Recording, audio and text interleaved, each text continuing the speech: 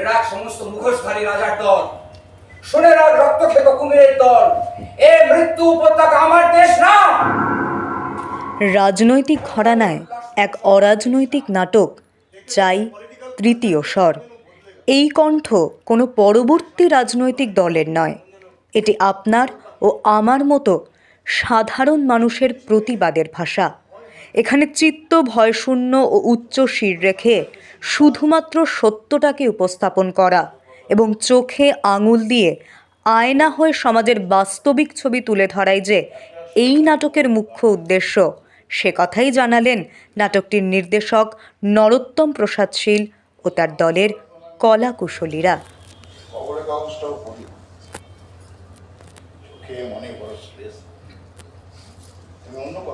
রাজনৈতিক প্রেক্ষাপটে এত সুন্দর একটা নাটক উপস্থাপন করলেন, ভয় লাগেনি? না, ভয় লাগেনি, একদমই ভয় লাগেনি। বর্তমান যে পরিস্থিতি, সেই পরিস্থিতিকে একেবারে মঞ্চস্থ করলেন, সে বিষয়ে যদি একটু জানান, সম্পূর্ণ লেখনী, গল্প সমস্তটা। না, বর্তমান পরিস্থিতি না, এটা সমকালীন। এটা যখন যে রাজনীতির দলই ক্ষমতায় থাক, ঘটনাটা এরকমই হবে, আর এইভাবেই প্রতিবাদ করতে তো হবে। আর নাটক তো একটা প্ল্যাটফর্ম, যে প্ল্যাটফর্ম থেকে দাঁড়িয়ে এই ধরনের সামাজিক যে বিপর্যয়গুলো, সামাজিক যে অবক্ষয়গুলো, তার বিরুদ্ধে কথা তো বলতেই হবে। সেটা নাটকই বলতে পারে। এত সুন্দর করে নাটক ছাড়া আপনি আর কোনো মিডিয়ামে পাবেন না যারা এইভাবে বলতে পারে। ভাবনাটা আমার এসেছিল 2010 সালে। আমি 2010 সালে ওয়েট করছিলাম যে কখন এরা ক্ষমতায় আসবে। 11 ক্ষমতায় এলো, তারপরে আমি নাটকটা করেছিলাম তৃতীয় স্বর নামে। আমি তো বহু শো করেছি, সেইভাবে বাধার সম্মুখীন হয়নি। তারপরে আমি আবার এই সময় এই এখন যা পটভূমি আপনারা তো সবাই জানেন, কি বলবো নতুন করে রাজনীতি নিয়ে কী বলবো। তো আমাদের মনে হলো এই সময় আবার করা উচিত। নাটকটাকে আমরা আবার একটু রিনোভেট করে, এই ধরুন 11 সাল থেকে আজকে 25, এই যে এত বছরের একটা প্রশাসন চলছে, তাদের যে প্রক্রিয়া সবাই তো দেখছি কীভাবে চলছে সমাজ রাজনীতি, আমাদের মনে হলো এখন না এই নাটকটা করা দরকার। আমরা খুব প্রাণ দিয়ে নাটকটা করেছি, জনগণের কাছে এটা যাক। এবং দেখুন, এখানে না কোনো রাজনৈতিক দলের পক্ষপাতিত্ব আমি করিনি। আমি নাটকটা লিখতে গিয়ে একটাই জিনিস দেখতে চেয়েছিলাম, যেটা বলেছি তৃতীয় স্বর, যে আমরা ওনার মাঝখানে আমরা যারা রয়েছি, এই যে আমরা আর ওরা, এটা ছিল তার মাঝখানে আমরা যারা আছি, তারা তো তাদের কি স্বর হতে পারে, তারা কি বলবে, তারা কোথায় যাবে। বা থিয়েটার করছি, আমরা নাটক লিখেছি, আমাদের তো কোনো পক্ষপাতদুষ্ট তো দরকার নেই। আমরা কোনো রাজনৈতিক দলকেই ছোট মনে করি না। প্রত্যেকটা রাজনৈতিক দলের নিজেদের সত্তা আছে, নিজেদের স্ট্র্যাটেজি আছে, নিজেদের একটা লাইনার আছে, তারা চালান। কিন্তু সাধারণ মানুষের কথা তো বলতে হবে। সাধারণ মানুষের হয়ে কী বলছেন, কী করছেন এই এতগুলো দিন হলো। আপনি বলুন তো, সারা দেশ, পশ্চিমবঙ্গে একটা প্রশাসন চলছে, সারা দেশে যে প্রশাসনটা চলছে সেটাই বা কী দিয়েছে আপনি যদি হিসেব করে দেখেন। আমি খুব অবাক লাগে এরকম শুনি যে মেক ইন ইন্ডিয়া, বা ধরুন অর্থনীতিতে ভারত এখন চতুর্থ, ভারতীয়রা কত।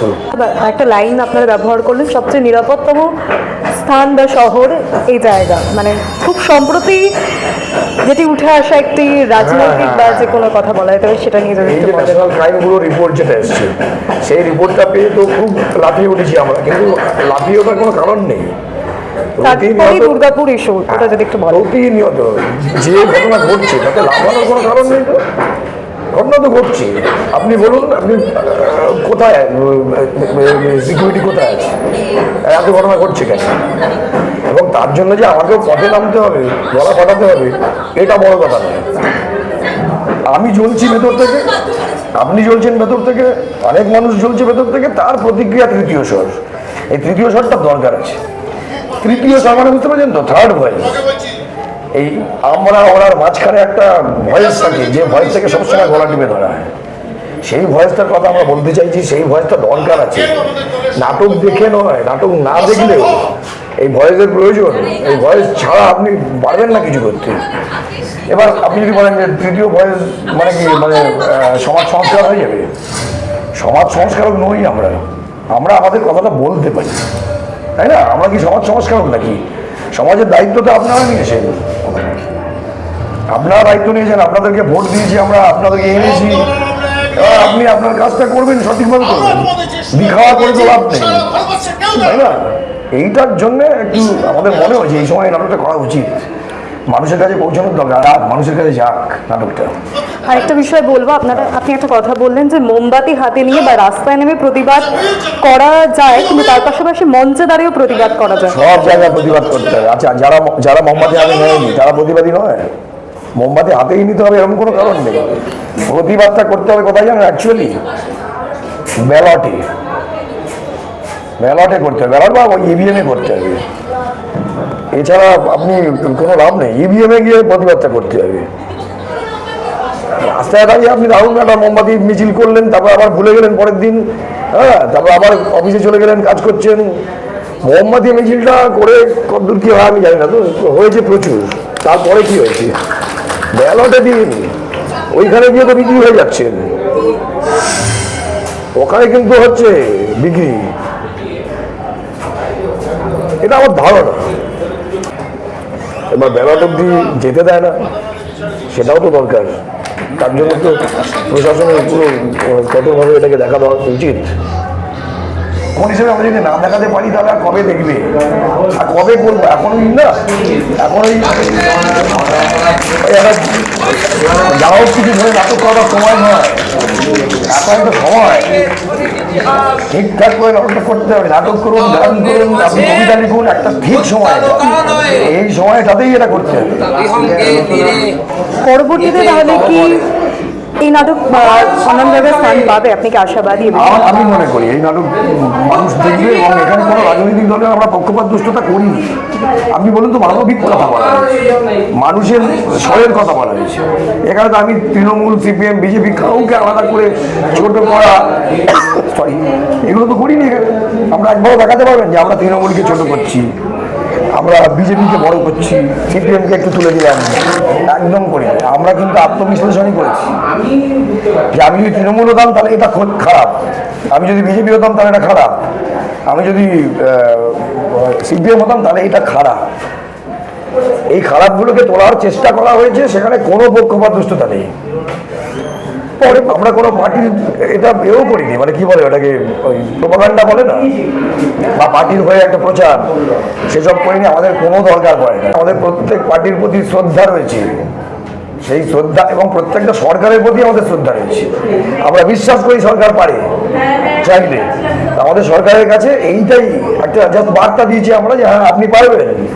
সব সরকারই ভালো, সরকার চাইলে পারে, এবং আমরা সেইটাই বলতে চাইছি। ব্যাপারটা হচ্ছে, মানে আমরা বর্তমান পরিস্থিতিটাকেই ধরতে চেয়েছি।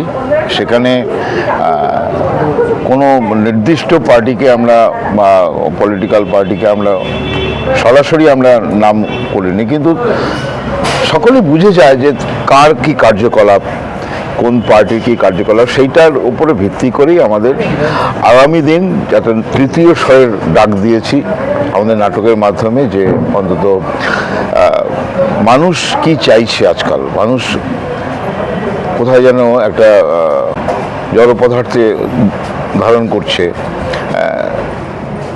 নিজের যেটা বক্তব্য, নিজের কথা নিজে বলতে পারছে না, সেই সাহসটুকু নেই কারোর, বিভিন্ন রকমভাবে বাধা সৃষ্টি আসছে। তো সেটা রাজনৈতিকভাবে বিভিন্ন দল বিভিন্নভাবে করে, কিন্তু আমাদের যেটুকু করণীয় সেটা আমাদের থিয়েটারের মাধ্যমে করতে হয়, সেটাই করার চেষ্টা করেছি। মানুষকে একটু সচেতন করার চেষ্টা করেছি। নির্দিষ্ট দলের হয়ে এই নাটকটি মঞ্চস্থ হলো, সেটা নিয়ে যদি একটু জানেন। সেটা হচ্ছে, আমি মূলত প্রথম দিকে আমি নর্থের ছেলে ছিলাম, আমি বেলঘরিয়া থিয়েটার করতাম, বহুদিন ধরে করেছি, প্রায় 30-35 বছর ধরে থিয়েটারটা করছি। মাঝখানে অর্থনৈতিক চাপের জন্য আমাকে মিডিয়ায় কাজ করতে হয়েছে, কারণ থিয়েটার তো আর পয়সা দেয় না, উল্টে পকেট থেকে পয়সা যায়। সেখান থেকে থিয়েটার করতে এসে আমি একটা সুস্থ নাটকের দল খুঁজেছি।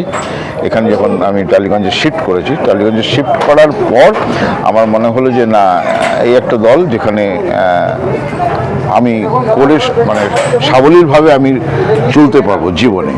মানে থিয়েটার ছাড়া আমার মানে অভিনয় ছাড়া আমি অন্য কিছু ভাবতেও পারি না। সেই জায়গা থেকে আমি এই দলে যুক্ত হয়েছি। যুক্ত হওয়ার পর নরোত্তম প্রসাদ শীল, উনি আমার চেয়ে বয়সে অল্প বিস্তার ছোট, কিন্তু ওনার লেখনী আমাকে প্রভাবিত করেছে।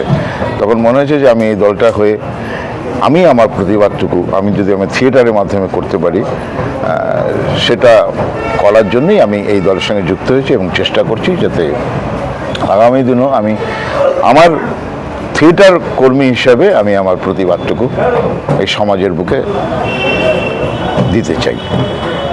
সবশেষে আপনারা একটা বার্তাও দিলেন যে নাটকটি যাতে পরবর্তীতে মঞ্চস্থ করার একটা ব্যবস্থা করা হয় একেবারে রাজনৈতিক প্রেক্ষাপটে, যেহেতু নাটকটি রয়েছে। আপনি একজন অভিনেতা হিসেবে কি বলতে চাইবেন? দেখুন, আমার মনে হয় মানে যদি রাজনৈতিক মতাদর্শ যদি সঠিক হয়, তাহলে ভালোটাও যেমন শুনতে হবে তাদের, যারাই সরকারে থাকুক, যেই যখনই থাকুক না কেন, তাদের খারাপটাও শুনতে হবে। তাহলে তারা পরিবর্তন করবে এবং তারা যদি পরিবর্তিত হয়ে আমাদের জন্য, আমাদের সমস্ত জনগণের জন্য যদি একটা নতুন বার্তা নিয়ে আসতে পারে, সেই জন্যই তো মানুষের লড়াই, সেই জন্যই তো মানুষের প্রতিবাদ, যাতে সঠিকভাবে আজকে যদি এই যে আন্দোলন, প্রতিবাদ বা বিরোধী পার্টি অমুক তমুক যাই কিছু হোক না কেন, তারা কেন করছে? আমি যদি সঠিকভাবে চলি তাহলে তো আমার প্রতিবাদ হবে না। তো আমরাও আমাদের মাধ্যমে, থিয়েটারের মাধ্যমে সেগুলোই তুলে ধরেছি। মানে ব্যক্তিগত কোনো পার্টির নাম করে আমরা কিছু করিনি, কিন্তু অ্যাক্টিভিটিস হয়তো যে যার সঙ্গে যেভাবে ম্যাচ করাবে সে সেইভাবে বুঝে নেবে।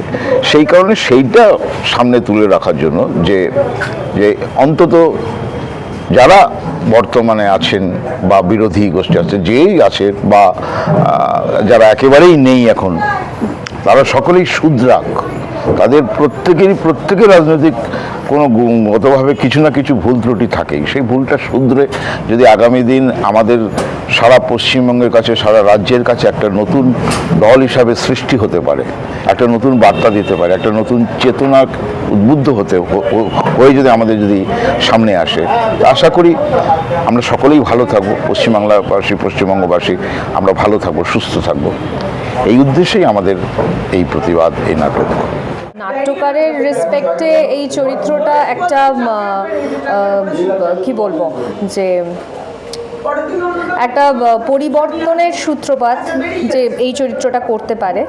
এবং এখনকার সমাজে যা ঘটছে, রাজনৈতিক প্রেক্ষাপটে যা যা ঘটছে, এই চরিত্রটা হচ্ছে একটা জলজান্ত ভিকটিম চরিত্র, যার ভালোবাসার মানুষটা এই প্রতিবাদের কারণেই প্রাণ দিতে হয়েছে তাকে, রাজনৈতিক দাদাদের, রাজনৈতিক নেতাদের প্রতিশোধের কারণে।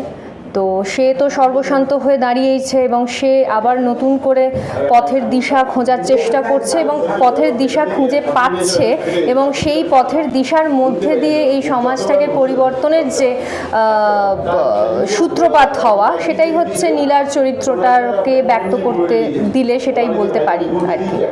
ব্যাস।